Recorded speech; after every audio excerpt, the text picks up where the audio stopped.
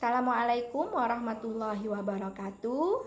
Hai sahabat muda, banyak sekali permasalahan dari anak-anak yang kelas 3 SMU dan sederajat ingin meneruskan ke perguruan tinggi. Nah, masalah yang pertama dan utama itu biasanya adalah masalah biaya. Apalagi di tempat saya. Di tempat saya itu karena daerahnya pedesaan, jadi orang tuanya itu prioritas utamanya bukan pendidikan. Prioritas utamanya bukan pendidikan, prioritas utamanya adalah bagaimana si anak bisa menghasilkan uang. Sehingga pendidikan itu nomor sekian. Untuk itu, saya di sini ingin menyampaikan ada 5 hal untuk mensiasati bagaimana kuliah itu biayanya tidak menjadi beban, apalagi beban yang berat. 1. Beasiswa. Beasiswa kalau yang di APBN itu kita kenal dengan bidik misi. Bidik misi sekarang berubah nama menjadi KIP Kuliah, Kartu Indonesia Pintar Kuliah. Kemudian ada beasiswa dari perusahaan. Kalau kita berprestasi, kita bisa mendapatkan beasiswa dari perusahaan. Contohnya dari Jarum, dari Semen Gresik, dari mana perusahaan mana, asalkan kita berprestasi maka kita bisa mendapatkan beasiswa tersebut. Kemudian mensiasati apa lagi? Mensiasati UKT. UKT itu ada 2 yang bisa kita siasati tentang UKT. Yang pertama adalah apabila kita merasa UKT yang dibebankan kepada kita awalnya adalah terlalu tinggi. Jadi pada waktu semester pertama, semester kedua kita merasa berat, ternyata bebannya terlalu tinggi. Misal 2 juta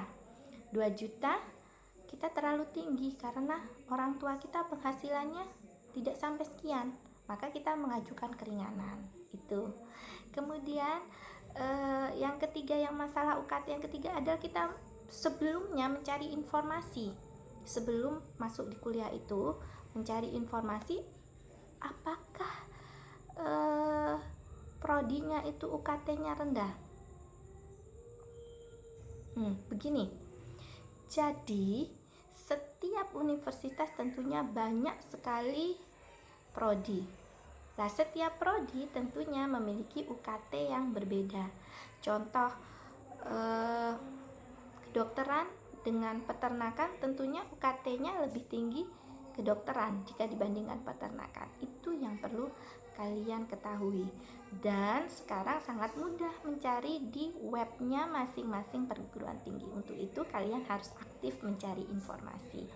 Yang keempat adalah lebih baik kalau memang biaya menjadi beban, pilihlah sarjana terapan D4.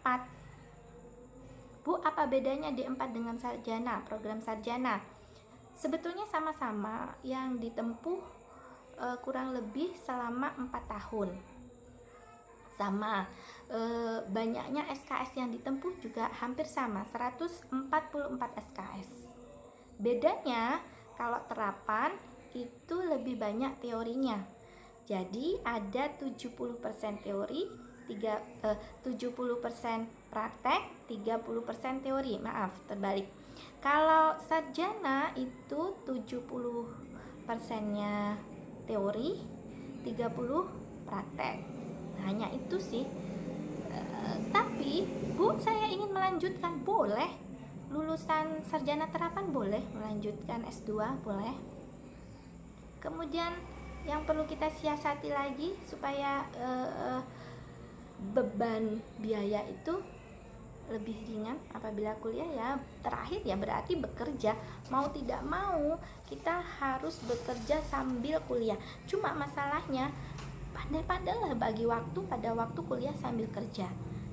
Dan lagi menjadi catatan, kalau kuliah di saat kita lulus SMA sederajat, maka kita tidak bisa memilih pekerjaan apa yang baik buat kita. Tidak bisa memilih untuk itu. ada murid saya, mantan murid saya dulu, sekarang sudah sukses insya Allah. Dia tidak mampu, kemudian dia diterima di Jakarta. Nah, dia tidak gengsi, dia ikut bekerja gorengan, ikut orang bekerja gorengan, ikut mencuci piring di emperan, di warung tenda. Tapi dia sekarang sukses.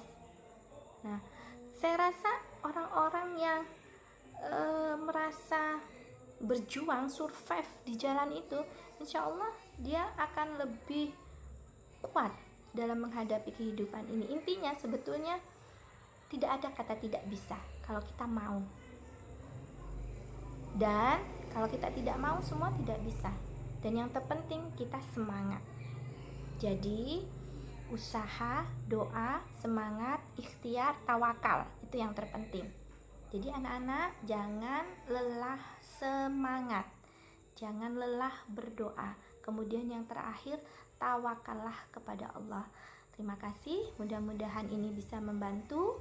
Wassalamualaikum warahmatullahi wabarakatuh.